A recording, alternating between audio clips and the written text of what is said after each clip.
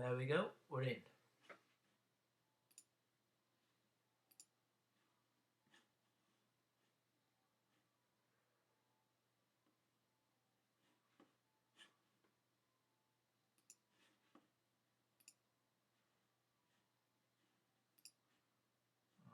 There's a desktop. Wow, that's trippy.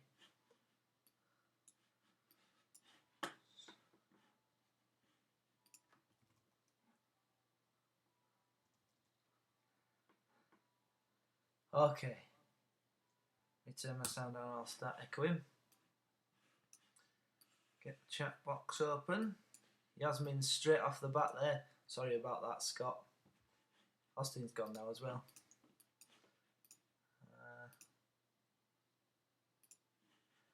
Right, so how should we divide the time between each question? Let's have a look at one other question. Well, let's start off, before I start answering these questions, I've got something a little bit different this time. So, show link, copy link, there we go. Right, if you want to go on that Dropbox that I've just put in the chat window, you should find the 3 papers, the only 3 that we've got that are on this Britain paper that we've got currently, because it changed in 2013. So what we've got is we've got the specification paper that they gave us, and we've got the 2015 paper and the 2016 paper. So we can have a look at those questions, and I'll get to Yasmin's question. But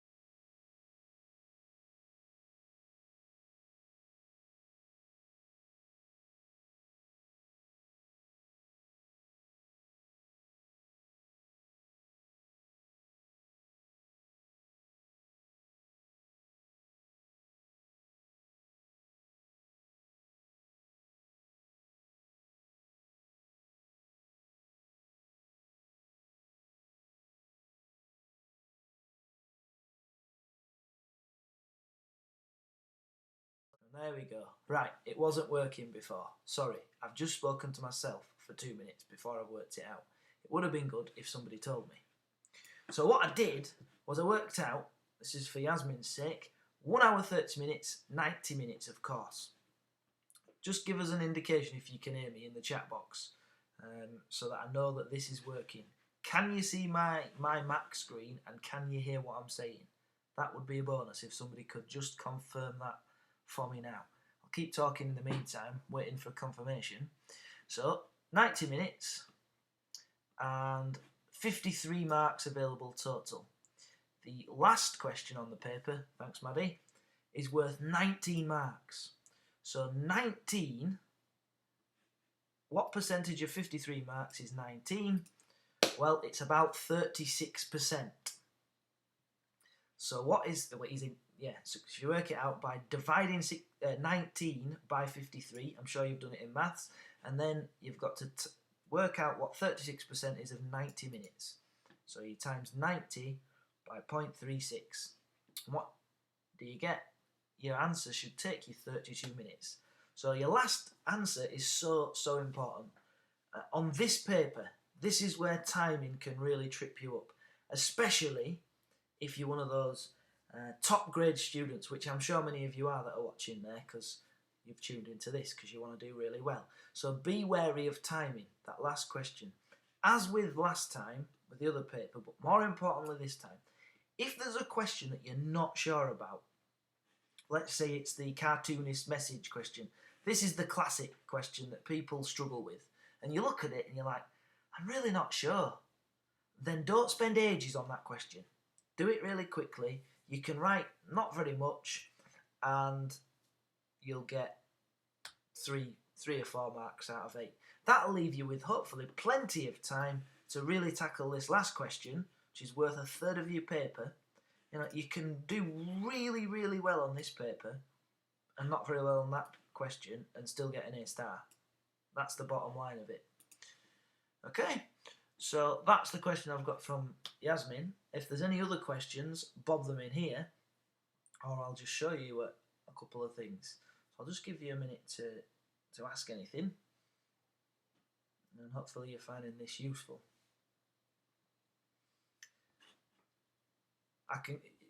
Yasmin, tell me if you're alright to go through and work out for each question roughly. I mean, we can look at it now, can't we?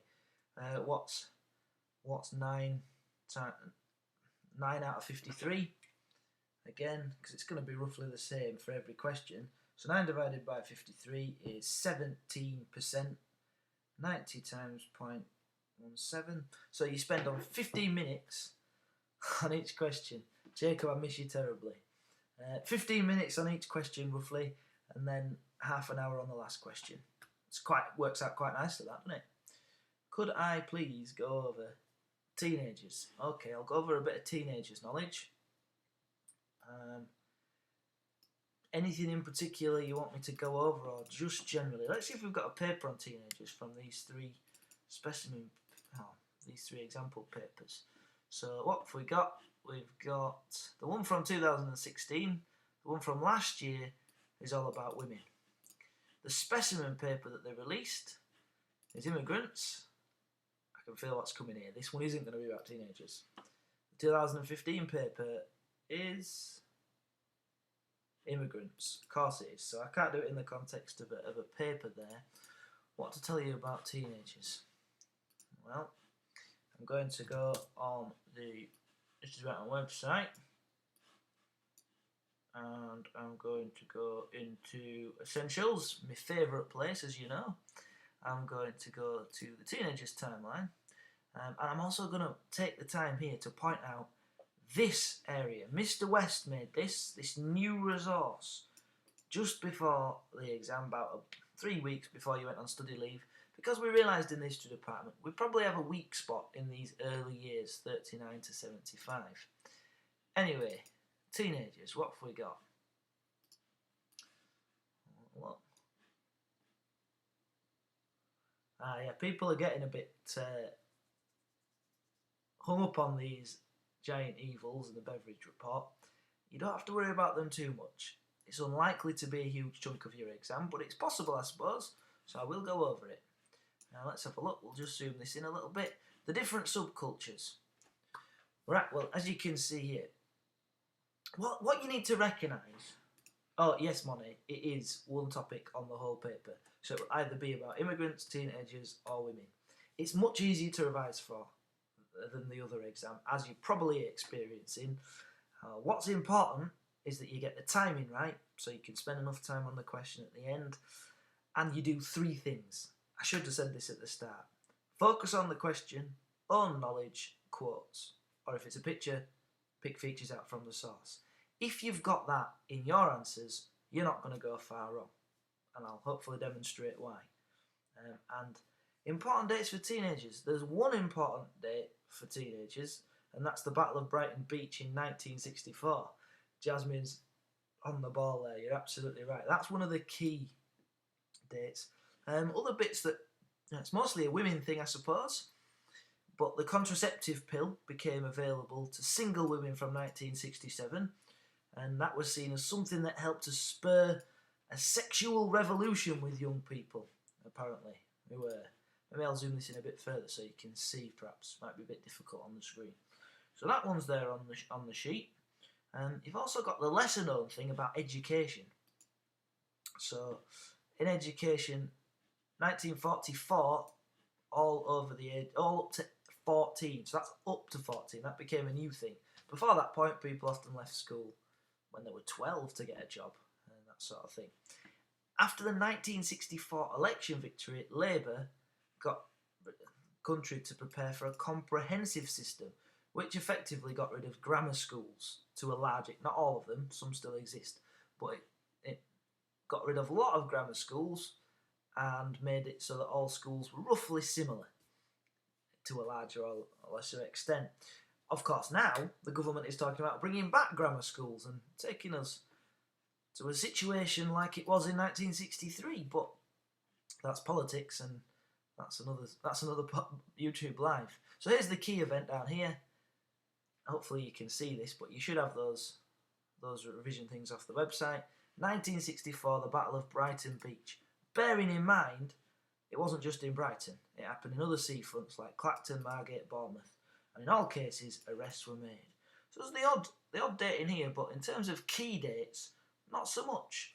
You've asked me to go through subcultures. Well, that might be one thing we could think of with dates, because the Teddy Boys was something, a youth subculture, which you would have kind of seen in the 1950s, more than at any other time. That's when they were big. The Rockers were also in the 50s, but they kind of developed out of the Teddy Boy culture from the 50s. And then the mods came out into the 60s more than anything. The hippies in the mid-60s. I can't see any situation where you need to know when they arose, really, in that particular sense. You just need to know what they were and what they liked. So, for example, the Teddy Boys, Edwardian clothing, hung around in gangs, listened to American rock and roll, and were known for their racist tendencies because of the Notting Hill race riots 1958. What were the Rockers into? Well, they're called rockers, so you shouldn't have to think about that too much. But they rode motorbikes, listened to rock and roll, wore leathers. The mods were a bit different to the Teddy Boys and the Rockers. They liked ska, R&B and soul, but they also liked new rebellious bands like The Who or the Rolling Stones. The hippies, well, they were all anti-war. There was a big anti-war movement with teenagers in the mid to late 60s, especially against the Vietnam War, even though Britain wasn't really involved in the Vietnam War. But it was such an unpopular war around the world, and we often looked to America. So we were also joining in with that anti-war. There was also an anti-nuclear bomb movement, or the disarmament movement. So there was that as well. So those are the subcultures. Something which I maybe haven't mentioned enough on here is this. This is quite an important bit. You might see Mary Quant with her fashion shop, and you might see the Beatles in a sauce, and young people went absolutely crazy for these people. You know the scenes when you've got like screaming girls going going crazy at concerts, and when people are coming out and getting autographs and fainting. You know, those sort of scenes were new for the 60s, really, certainly in Britain.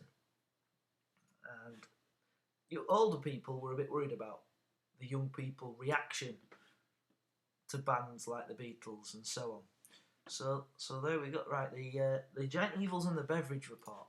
Okay, for this one, I'm going to do a bit of BBC Bite Size.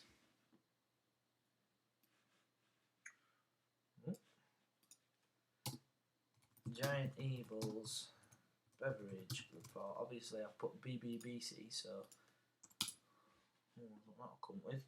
There we go. Yes, we would like to use Flash on that particular thing. So, to talk you through it, effectively what happened during the Second World War, people were shocked.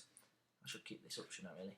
People were shocked about the conditions that became evident in society, partly because young people, children, were evacuated from the cities to the countryside.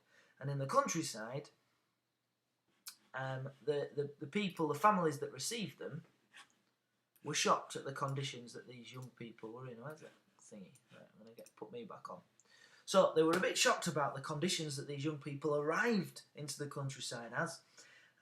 Thin, teeth, yellow, some of them missing, malnutrition generally, swearing, all sorts. So there was an outcry from the countryside. What are we doing with these kids? How have they ended up in this state? And the government listened to it. And in the war, there was a coalition government to the extent that politics was put on hold so that everybody could join together to defeat the Nazis. So even though it was a conservative government led by Winston Churchill in charge, they appointed a liberal, Beveridge, to go and investigate and say, what can we do about this? And what is the state of society?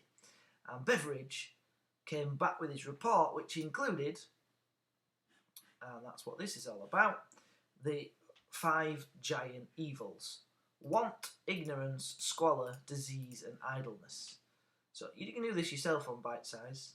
Too many people wanted things would below the poverty line. I'll zoom this in, shall I? There you go. Ignorance. Too many children left school at 14 without any qualifications and therefore went into low-paid jobs. Squalor is like terrible living conditions, a shortage of good houses. Disease, poor health. Idleness.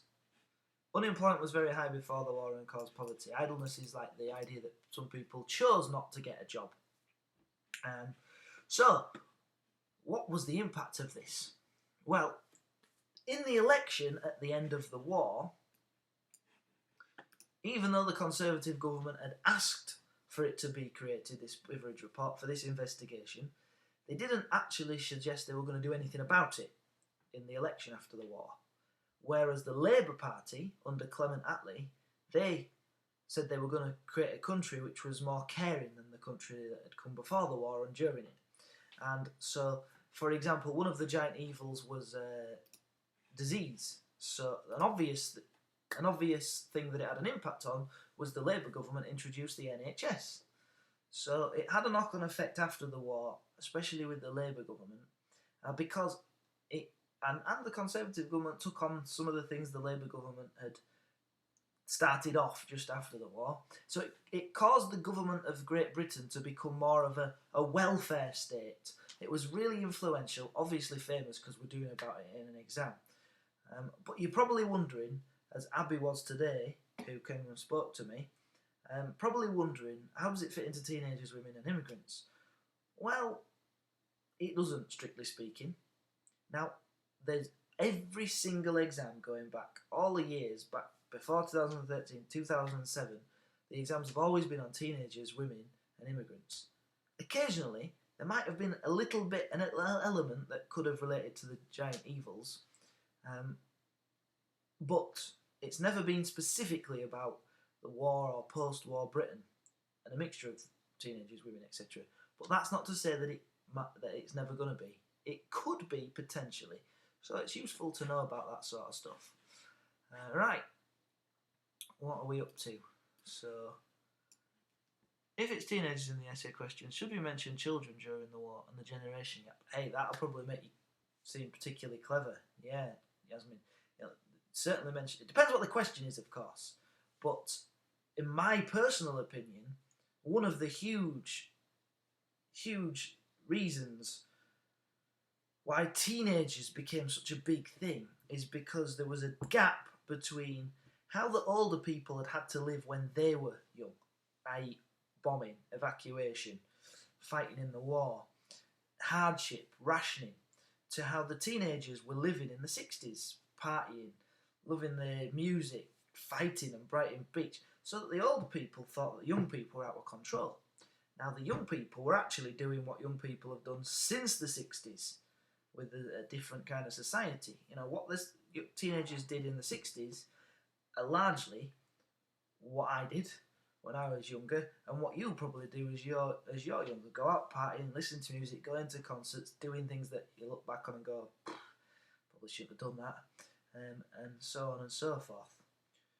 So yeah, I'd mention if it's teenagers, if it's relevant in the question, and maybe if it mentions something about what impact did teenagers have on the country, because they were behaving so differently, they had an impact on society, because it wasn't the teenagers creating the generation gap, it was the society creating conditions in which teenagers had more freedom, had more free time, had more money, so the teenagers could act in the way that teenagers act. Seems to be a natural human thing to do. Whereas the older generation didn't have that option because of the state of the world at the time. So yeah, what do we need to know about prisoners of war and GIs? Well, Jasmine, not massive amounts. Again, if it's a paper about towards the end of the war, it would be under immigrants. So a number of Americans, a huge number of Americans and Canadians for that matter, came to England, as well as other soldiers from the British Empire, before the D-Day invasion of France in 1944. And they stayed in England for a while to train and prepare for the invasion. And as would happen with young people, they found some young ladies, and some of those women married. And a lot of British women actually went off to live in America after the war, or Canada. But some of the men decided they liked it in Britain. They were going to marry and stay in Britain, but not a massive percentage. This is a small amount relative to what the immigration came after the war. But it was kind of like the first trickle of immigrants, soldiers who came to fight here, or fight for Britain, or as an ally of Britain, and stayed here. Is it true there was a shortage of police in the 50s and 60s? Do you know, Yasmin? I've got to be honest, I don't know about that one. Where have you found that information? Where have you heard it? Give us a clue. Was there a shortage of police in the 50s and 60s? I mean, if it's in newspapers, people often worry about crime and whether or not there's enough police around to deal with it. So if it's in a newspaper, then yeah, it's a likely thing that people complain about, because they still complain about that now. Police shortage in 60s. I'm going to Google it. That's a classic thing to look at.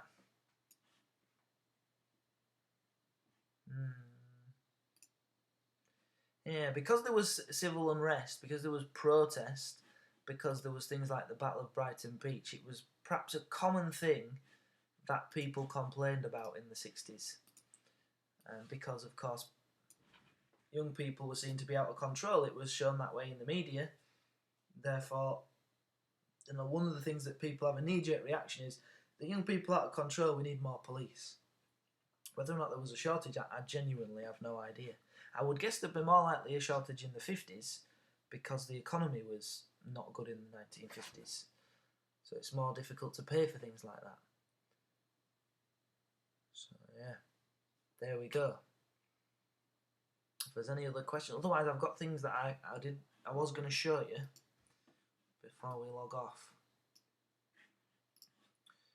And I'm going to get those things now. So if you've got these in my Dropbox, these 3 papers, then it might be worth looking at and noticing that we'll look at question 1. Why do these 2 sources agree?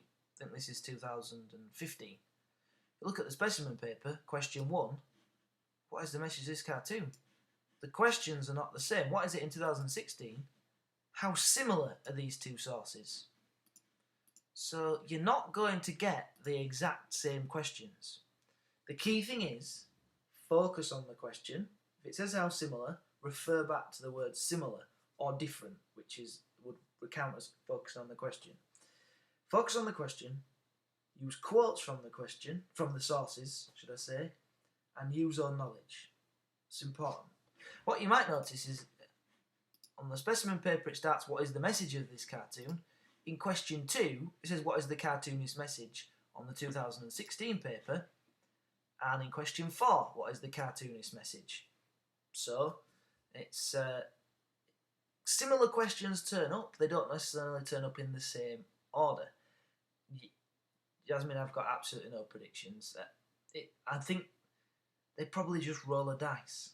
Teenagers haven't come up yet on the newer papers. Maybe that. Immigrants is on the specimen paper and has been on one of the papers. Maybe less likely that, but it's a dangerous game trying to predict. So yeah, Abby can't comment. Quite right as well. She'd only say something silly. So she wants to know if dates are important in acts and how important it is to know. Well, if you are a student going into this exam tomorrow, as you are, what you've got to do is you've got to give the examiner, who is going to read hundreds of these papers, a reason why yours should stand out a little bit. If you don't know the acts, it's not a disaster. But if you can sprinkle in some knowledge that makes the examiner go, this person knows their stuff, then that is going to help you to stand out and therefore help you to get really good marks. So the answer is they're not critical to you getting decent marks on this paper, but they will help you get really good marks if you're hitting all the other things on the mark scheme. So there we go. Right, so why do you have to do those things which I've said? Well, on the specimen paper, and on yours as well, if you have a look, right down the bottom, there's mark schemes, which I'm going to zoom to here.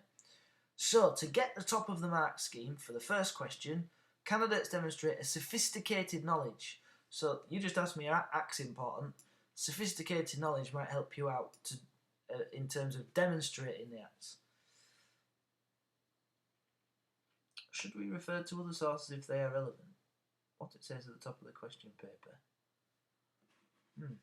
These are good questions, Jasmine. What does it say? There we go. When you're asked to use specific sources, you must do so, but you may also use any of the other sources if they are relevant.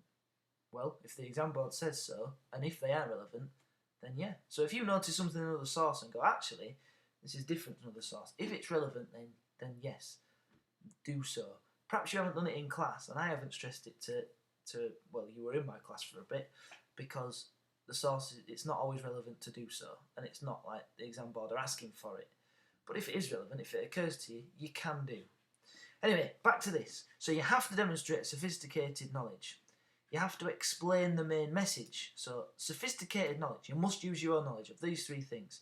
Explain the main message, so you're focusing on the question, supported by comprehensive contextual knowledge. Well, there you go, that's own knowledge again. So own knowledge has come into this particular mark scheme twice, and you cannot show that you understand the source without picking out quotes to show what you're talking about. So there we go, that's for question 1. We'll zoom to question 2. Oh look, sophisticated knowledge. You have to show they use their understanding of the past to explain own knowledge. It's so important. They fully understand, represent in the two sources, analyse and evaluate the sources, which you can't really do without quotes, and you obviously have to focus on the question. Otherwise, you're not saying why one source is more reliable than the other, which is a part of the mark scheme, what you're asked to do. So you can look for yourself. Knowledge is so important. Comprehensive knowledge, there you go, again. Sophisticated understanding, comprehensive knowledge, down here, of the situation in 1968. What was happening in 1968 in immigrants? Rivers of blood speech and a Commonwealth Immigration Act. And you need to know what happens just before that, perhaps, because what's happening in 2017, for example, is influenced by what happened in 2016 with Brexit and all of that. So there we go. Any questions, keep them coming, otherwise I'll go back to this, which I was showing you before, which is the questions, and how the questions don't necessarily exactly follow what was before. Why did the newspaper publish this photograph? Have we got a similar one? No. We've got, why was this photograph published in 1968? Source F. Let's have a look. And it was published in a newspaper. So it's a very similar question. It's just not the exact same question. How do we show our knowledge with teenagers since there is no laws? We don't need to know laws to know your knowledge. Do you mean how you show sophisticated knowledge? Well, again, if we're playing the game of, let's open recent file. If we're playing the game of trying to make ourselves stand out, then I'll zoom this in again, and I'll switch to off me to this and onto this. So hopefully you can see that, but if not, you've got it yourself. So if you look at this, there's so many bits of sophisticated knowledge getting there. Think, walking into that exam, barely any students, and you know, barely any students across the country, and loads of students will be doing this exam, would know that only 4% of all births were to 15 to 19-year-olds in 1955. But by 75, this had risen to 10%. That's an example of sophisticated knowledge. Barely anybody will know that because it's so specific, and it's an example of just a little thing which can really help you to stand out. You know, knowing this, it's not specific, there's no numbers there. Young people of the 60s rebelled for many reasons, because they rebelled against things like political authority because politicians were being exposed as not as trustworthy as they might have been seen before. There were scandals and affairs and things like that. Parents tried to control them, boredom, but they also had disposable income to spend on relieving that boredom, and they did silly things because they were teenagers, and that's what teenagers do. And rivalry with other subcultures. This is why they rebelled. So, Maddie, is it important to know what prime ministers were making the immigration laws? No, it's not, Maddie. I don't know which prime minister came when and which off the top of my head. It's not really important. It's important to know about certain politicians like Enoch Powell. You need to know about him. He's quite important. So yeah, and just make sure you read the question paper carefully. You know, that's another thing that can be overlooked. It gives you some information, which people might forget to read the full source. You know, let's have a look at 2016. What did they get? You know, read the front. It tells you what to do. In this case, you answer all of the questions. And at the top, you know, Yasmin's obviously already read this and wondered about it. That's great. Look, the answer to question 5 should be largely based on your knowledge of British society, but you should also use the sources, because as the mark scheme says, you've got to be really good with your knowledge. Abby, as you've just seen, hopefully on my screen, at this point, which I'm going to enlarge, your answer to question 5, which is a third of the paper, should be based on your knowledge of British society, but you should also use the sources. Knowledge is so important. Underestimated probably because in the past, in this type of paper, it wasn't so important. But you do need knowledge. Now the benefit is, from the old paper, the paper you did last week, you didn't need to revise huge amounts of knowledge. I mean, no, scrap that. You did need to revise huge amounts of knowledge. For this one, although you need to know these things, there's only 3 topics you really need to know in depth. And I've got those 3 pages for you. I'm sure you've all already been revising them. You'll know plenty of knowledge if you know a good chunk of those sheets. So long as you can recognise the key things. 1948, British Nationality Act, SSS Windrush. Do you recognise that? Yes. Enoch Powell, 1968, Rivers of Blood speech, Commonwealth Immigration Act. All those things happened in 1968, and it divided society. Some people were totally hating Enoch Powell. Some people thought he was a hero. 1958, the riots, Notting Hill race riots, and the Summer of Violence. In terms of teenagers, you got 1964, Battle of Brighton Beach. You've got all the bits on the sheet in between. In women, you've got the Equal Pay Act 1970, you've got contraceptive pills being available to married women and then single women. There's loads of things. There's things that stop you being able to discriminate against women at work, which I can't remember off the top of my head because I've not been revising. You've got the Divorce Acts, when women could more easily get a divorce, and all of those bits and pieces. If you've got them, you're ahead of the game. Not every student in every school will have that. So the highest grade you could get with very little knowledge would probably be a C. And you can do better than that, Abby. Don't just, you've got a bit of time. You don't need masses and masses of revision this. Just an effort. Okay, any other questions? Because if not, then I think I'll call this time. Is there anything specific you want me to... Kieran, are you there? Because you said you were watching and I was going to give you a bit of a shout out. But you've not said hello yet, so I'm not talking to myself. Because you requested it, of course. I know there's a delay on me asking if there's any questions and there actually being any questions left. So yeah, I'll just sit here looking a bit weird. I better put me back on. Here I am.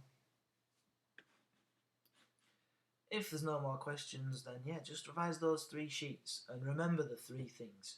Focus on the question, quotes, own knowledge. Yeah, go have a look, Maddie. See if you can, pick it apart. See if you could answer it. Think if you were born a year earlier, you would have been doing that 2016 paper. Now you've probably seen, you might have done it in a mock or something.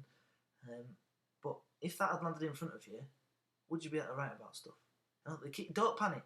You've just got to accept in this exam. There's going to be some things that you see in a source that you're like, I'm not really sure what that's saying. Don't panic about that. Just focus on the bits you do understand and that you are sure about. And don't get hung up on those bits that you don't understand. But yeah, I'd have a look through the Dropbox stuff. Have a look at those papers. See if they make sense to you. See if you can recognise what bits of own knowledge would fit in with what the source is about. If you've memorised those sheets and the source says 1968 and the paper's about immigrants, you can probably it's a safe bet that it's going to be relevant to talk about the Commonwealth Immigration Act, Enoch Powell and the Rivers of Blood speech. Not definitely, but I would bet money if there was an immigration source 1968 that it would be relevant to talk about those things. So there we go. No problem, Manny. Okay, so if you've heard everything that you want to hear, then just give us a thanks sir, I'm off to revise now. I've got 3 exams tomorrow and I'm not good. That's alright, Ollie. No problem.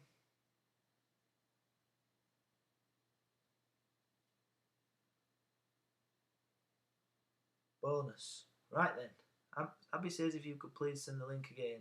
She hasn't got it. It should copy and paste again. There we go. There's the link again to the Dropbox. And I'll have my iPad with me, so if you really desperately need anything, just email, and then you've got an hour preparation session before the exam tomorrow. I think it's in the H rooms again. So we'll be able to see you there. We'll go through anything you need us to go through, I suppose. We'll probably do some Quizlets and stuff because it's easy to revise those sheets using Quizlets and you'll need a break. So there we go, that's me signing out. Hopefully I'll be able to do this again with some of you at post 16 history and see you tomorrow.